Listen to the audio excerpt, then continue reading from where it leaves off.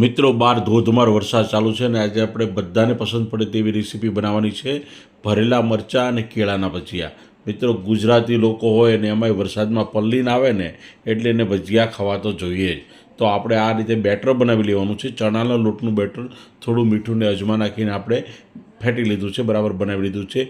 તેલ ગરમ થવા મૂકી દીધું છે, સિંગ તેલનો ઉપયોગ કર્યો છે અને આ બેટરમાં થોડો સોડા એડ કરી દઈએ, કારણ કે બરાબર મિક્સ થઈ ગયા પછી સોડા એડ કરી દેવાનું, મીઠું તો અગાઉ એડ કરી દીધું અને આ રીતે આપણે એને બરાબર હલાવી લઈશું। પણ એ પહેલાં થોડા લીંબુના રસના ટીપા એડ કરી દઈએ, જેથી આ ખૂબ જ શાનદાર બને અને ભજીયા એકદમ ફૂલેલા બને।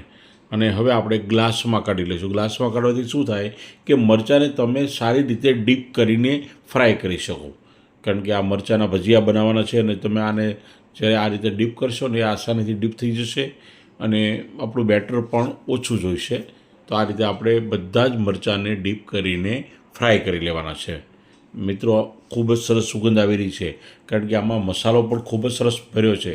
આપણે બજારમાંથી તીખું ને મીઠું ચવાણું લાવ્યા છીએ અને આ ચવાણાને મિક્સર ગ્રાઇન્ડરમાં દરદરો પીસી લેવાનો છે, પણ સાથે એમાં એડ કરીશું 1 ચમચી વરિયાળી, થોડો લીંબુનો રસ અને 2 ચમચી તેલ અને થોડી ગળપણ માટે ખાંડ। આટલી વસ્તુઓ એડ કરીને એનો દરદરો ભૂકો કરી લેવાનો છે અને ત્યારબાદ મરચાંમાં ભરી લેવાનો છે અને ત્યારબાદ એને ડીપ કરીને તળી લેવાનો છે। તો આ રીતે આપણા કેળાના મરચાંના ભજીયા બનીને તૈયાર થઈ જશે। તેની ચટણી, સોસ કે કઢી સાથે ખાવાની ખૂબ મજા આવે છે અને એમાંય જો વરસતો વરસાદ હોય તો મિત્રો ખરેખર ખૂબ જ મજા આવી જાય।